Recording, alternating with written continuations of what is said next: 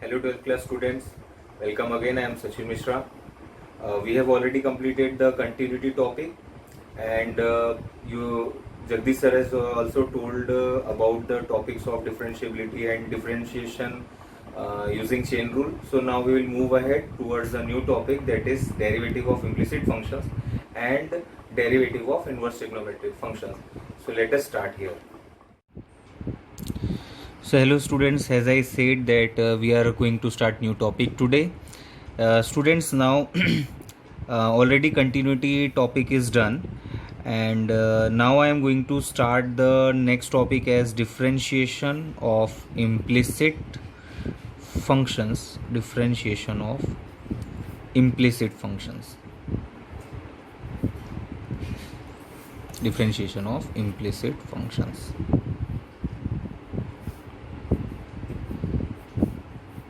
See students, first of all we will try to understand what is meant by implicit function. See, if a function of the form y is equal to fx, means if y can be exclusively expressed in the terms of x, then that function is called as explicit. Just make a note here, explicit function. And we know how to differentiate explicit function. We have gone through the simple derivative methods. And a function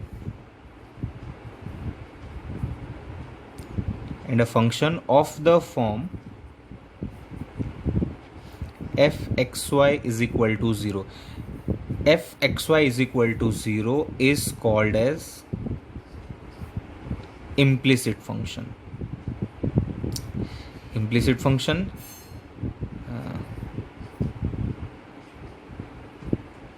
this one. See, for example, like this one, x square plus xy minus 2xy square is equal to 0, like this one. This function is explicit function, students. Why? Because any function in which y is expressed in terms of x, means y is equal to fx, then it is implicit. But a function which contains both the variables simultaneously and which cannot be reduced to this form, so that function is called as implicit function. See students, now we'll try to learn how to differentiate these implicit functions only. So this is very easy, very simple topic. And after this we'll also learn about the derivative of inverse trigonometric functions. See, let us focus on this one. So I think you have understood what is meant by implicit functions. So now see here, okay, let's try to differentiate this same function only. See, whenever if an implicit function is given, we will proceed as usual as we do in any case. So for this function, if it is written, suppose find dy by dx of the function, let's take the same, that is x square plus xy minus 2xy square is equal to 0. So in this case, how to proceed? So see here, we'll differentiating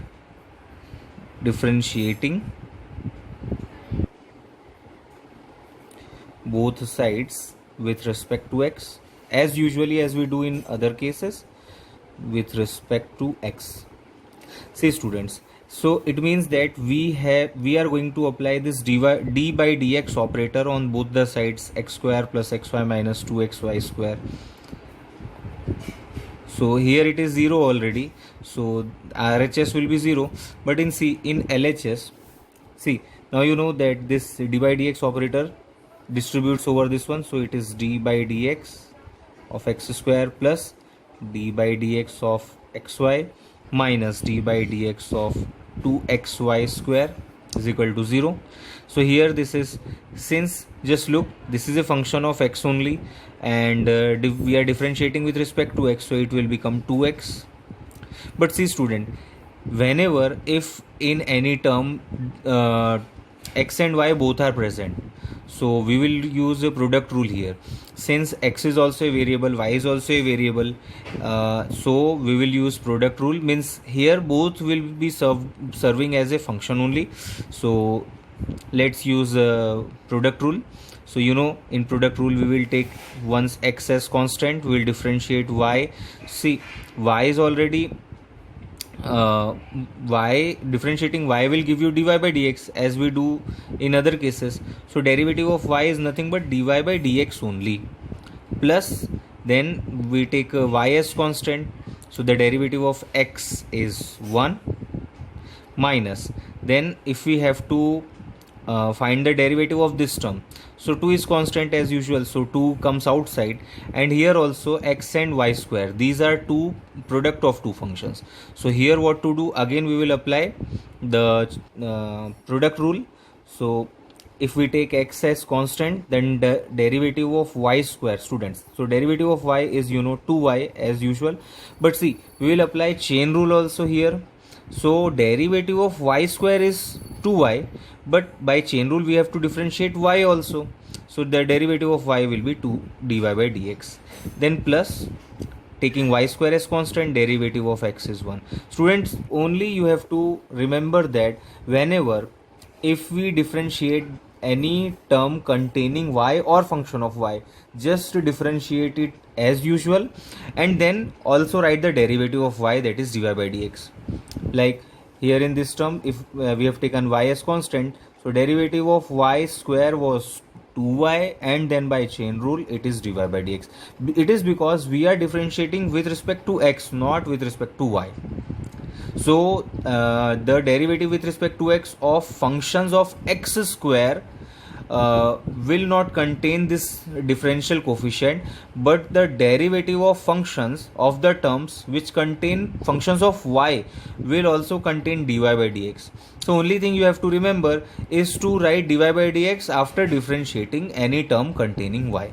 So now, so this will become 2x plus x dy by dx plus y, and now open this bracket. See, this is already x into 2y, means 2xy dy by dx. When this bracket opens, it will become minus 4xy dy by dx, and minus 2 into y square, so it will become minus 2y square is equal to 0. And now what to do? To find dy by dx, regroup the terms of dy by dx and send the other terms on that side. So regrouping these two terms, taking dy by dx common, we have x and here minus 4xy, and if we send these two terms, this 2x goes here, it will become minus 2x, this will become minus y, and this will become plus 2y square, so it will become 2y square minus 2x minus y.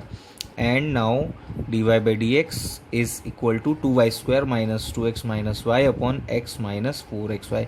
See students, this is the way to find out the derivative of implicit function. It's very simple. As usually as usually you differentiate, we have to differentiate any implicit function also. Only the thing is we have to keep in mind is that whenever if we differentiate any term containing y, just do the derivative as usual, and then write dy by dx after this, because by chain rule we have to differentiate y also. So this is the derivative of means dy by dx of this function. And just remember, if the function is implicit, then its derivative is also implicit, means its derivative will also contain terms, both the terms of x and y both. And now see, using this only, using the implicit derivative only, we will try to learn the derivative of inverse trigonometric functions. So if I ask you, suppose y is equal to sine inverse x, just see here, if y is equal to sine inverse x, and if I ask you to find its derivative, so what to do? See students, you know very well that this y is equal to sine inverse x, it can be written in this way, sine y is equal to x. And now applying derivative, now if we apply derivative, differentiating with respect to x on both sides. See students, so since this is function of y, we have to if we differentiate it, we get the derivative of sine y is cos y as usual, and Now by chain rule we have to differentiate y also. So derivative of y with respect to x is dy by dx. Just as we had learnt here, the same thing is done.